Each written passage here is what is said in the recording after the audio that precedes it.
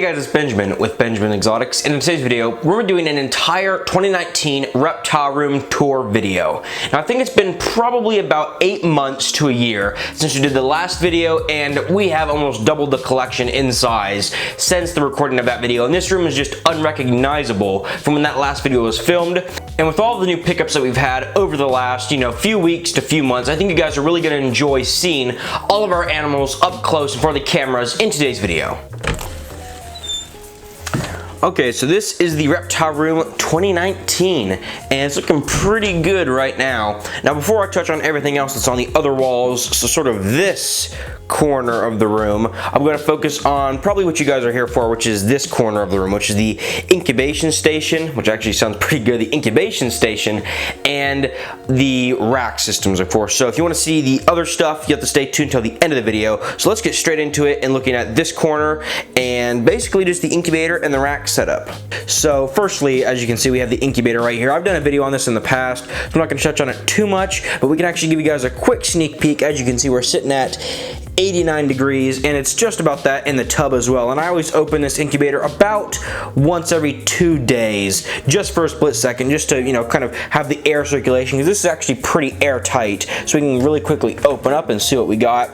As you can see, 2 eggs on the top and 8 eggs on the bottom, and that is the 10 egg clutch that came from the Mojave female, which is the girl in that rack. And I guess you guys have probably already seen most of this setup before, but I'll really quickly go over what it is.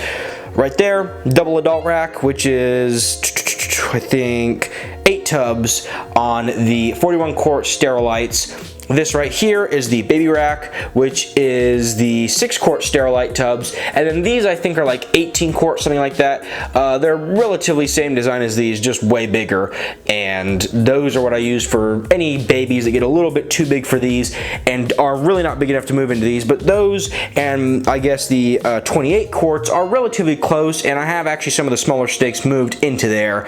But eventually we're building a bigger one of these, but that was my first rack ever and I really like it. So that's kind of just the layout and everything. Then of course we have just 2 Herpstat 2s that control everything. So this Herpstat 2 controls that, and that Herpstat 2 controls that rack and that rack. Oop, a little bit out of focus. But let's go ahead and just get straight into the animals. I know this is the first part of it's kind of just, going over all the racks and everything we got, but this is it. So firstly, on the top, this girl came out of quarantine a few weeks ago. I think we did an unboxing about 2 or 3 months ago. This is a cinnamon female, just absolutely amazing girl. She's really what I'm looking for in cinnamons, especially to do stuff with banana. You can see on the top of her all of that black, and that's what I really want in my cinnamon females, because all of that is going to turn into purple when we put her to some banana males, different banana combos. And besides that, you can see just absolutely amazing pattern, and she did take one shot at me, which means she struck at me when I first got her, but she's feeding good, and you can always see I always throw these little hides in with the snakes. Sometimes they use them, sometimes they don't, but if anything's new coming out of quarantine, or we just brought in, and it's, well, it'd be coming out of quarantine in that case, or if it, like with this girl right here that just shed or ate or had anything that's kind of stressful, or especially laid eggs, we'll put a hide in there. And this is the Mojave female, and she actually moved out. Earlier she was in that, and looks like she's tucked up underneath of here, and she's probably looking for some food. Hopefully she didn't go to the bathroom. I have to check that cage. But this is the adult Mojave female again. I really want to put her to some different banana stuff, and then of course GHI. She's gonna be perfect for both, because with GHI, she has the really bright stripe and the black, and with banana, all this black should turn to a relatively purple color. So really nice Mojave female, and again, she was the one that just laid 10 eggs that are currently cooking in the incubator. Now this is the pastel 66 possible % het lavender albino. I think I said that right. Basically, she's almost a guaranteed at het lavender albino, but there's always that chance she isn't. And you can see right here, her pre-lay shed was on that date, and I always mark it about 30 days after is when she will be due on. And I don't even know if the date goes up that high this month. I don't keep track, but I think it does. So if June goes to the 30th, she will be laying on the 30th, most likely.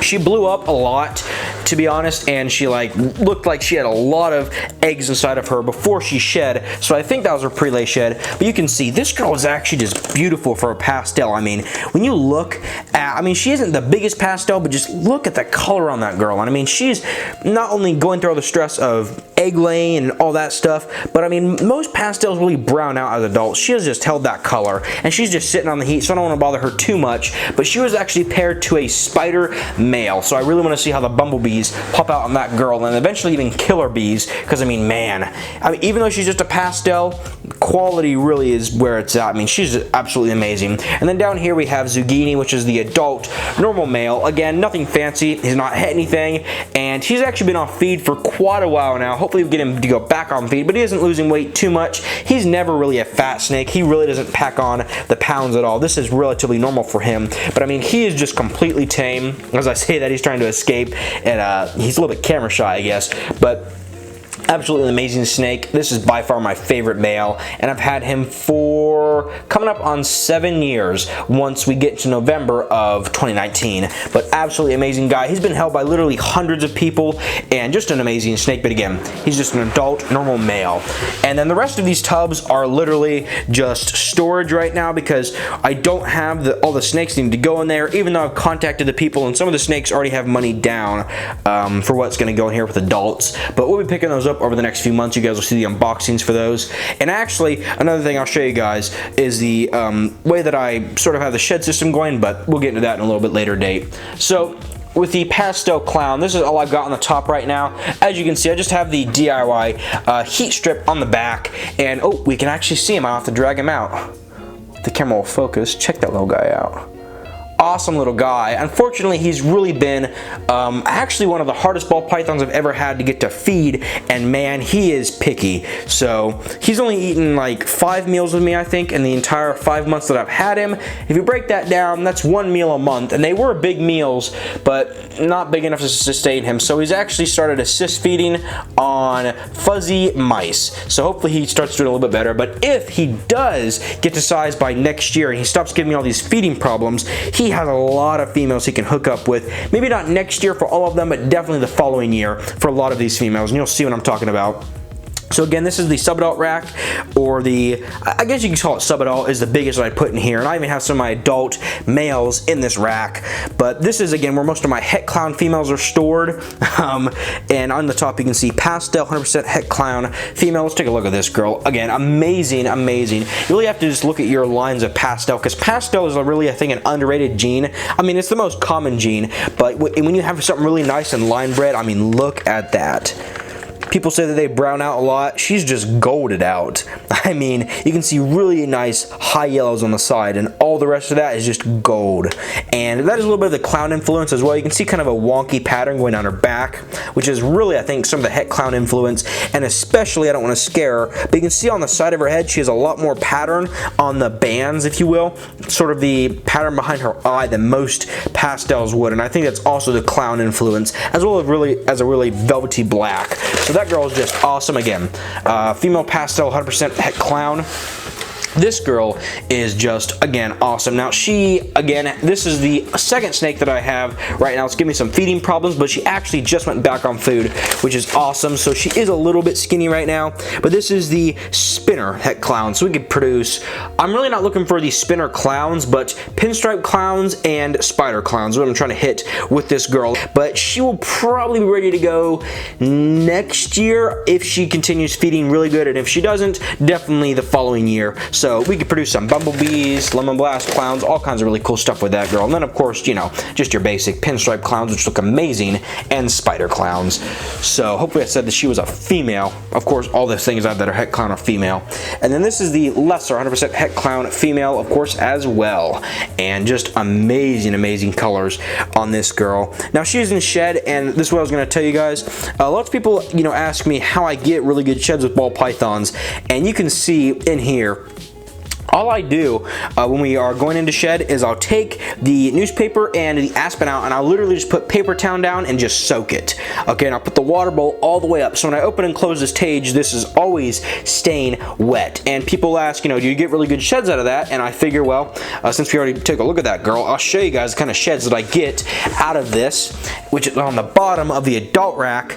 And as you guys will be able to see, I have no problems with shedding. I mean, take a look at that. All of these are probably my last sheds for about, I've only been collecting these for probably the last 3 months. And I mean, these are full, complete sheds of a bunch of ball pythons. So again, I've only been collecting those for a few months, and let me tell you, I get perfect sheds with that system. So quick tip for you guys as well.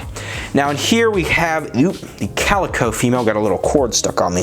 This is a calico female. I recently picked her up at the Cincinnati Reptile Expo, or the Sin City Reptile Expo, and man, for a calico, she's not like extremely high white, like up into her back high white, but if we hit her, and you can really see on the side, look at all of that white, and all of that sort of pinkish you see will get more and more white as she turns to an adult. Now she just ate, I think 2 days ago, a small rat, so she is feeding consistently, but man, just look at the highlighting on that girl. I can't wait to put her some banana stuff, and even Orange Dream calicos in the fire. It's just amazing what you can do with that gene. So we'll raise her up over the next 2 years, which she should be ready, probably will be ready in 2021, I think. Probably be the season we'll breed her, of course, if she's to size. And then this is just the spider male. His feeding response is just crazy. If everyone says that spiders don't eat well, he's probably looking for a meal right now.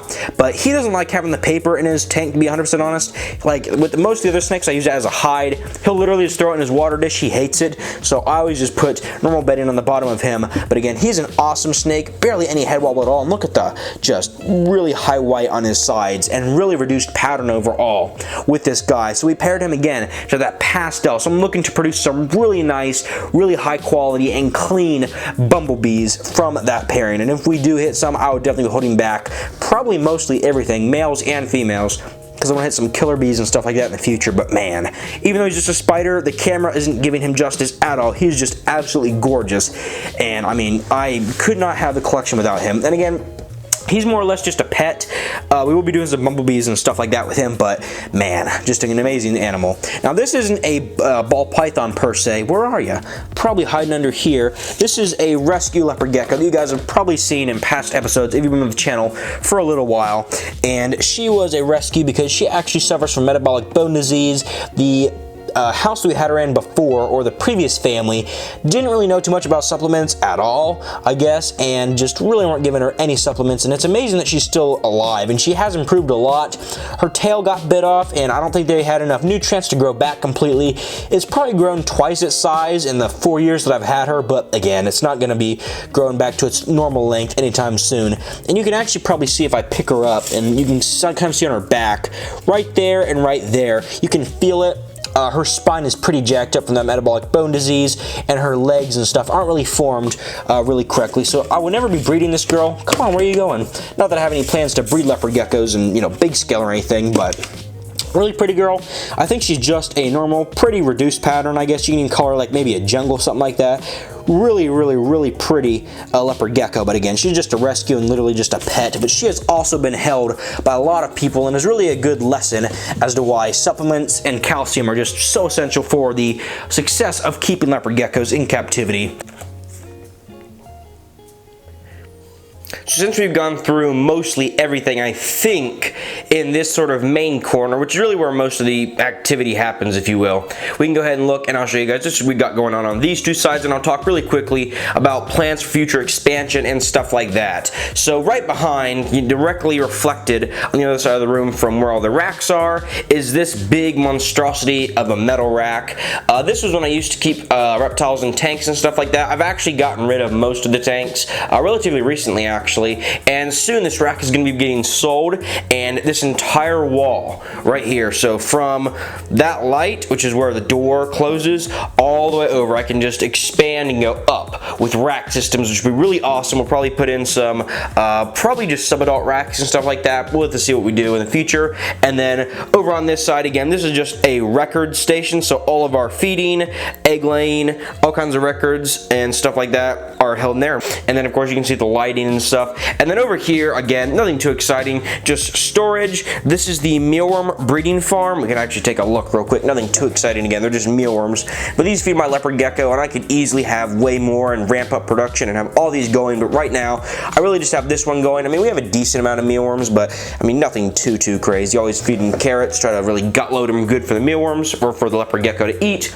And then we have the backbone of the entire room, which is the freezer, which feeds almost all the reptiles, the frozen thawed rats and mice that I have. And then eventually, or unfortunately actually, we have to have these two tanks right here, which are actually for the live feeders. So when I have a picky feeder that won't eat, these are what I use for that. But that is just about it for the 2019 Reptile Room tour. So hopefully you guys did enjoy today's video. Again, this is an entire update, and this room will be completely different and probably unrecognizable in the next 6 to 8 months to probably more like 12 months down the road, just with the new additions, new racks and stuff. So you guys are probably going to really enjoy being able to see the transformation, and I know I definitely will, from the point that we're at now to the point we're going to be at in probably about a year or so. And with a few quick updates, thankfully I have been able to go back and be on a normal posting schedule now. So every single Tuesday and every single Friday, you guys can expect a video upload from the channel. Hopefully you guys did enjoy and benefit from today's video. If you liked the video, please give it a like. And of course, if you like the channel, hit that big red subscribe button. It would really mean the world to me. If you guys have any questions, comments, or concerns, feel free to leave all of those down in the comment section below. Thanks for watching today's video, and I'll see you guys in the next video.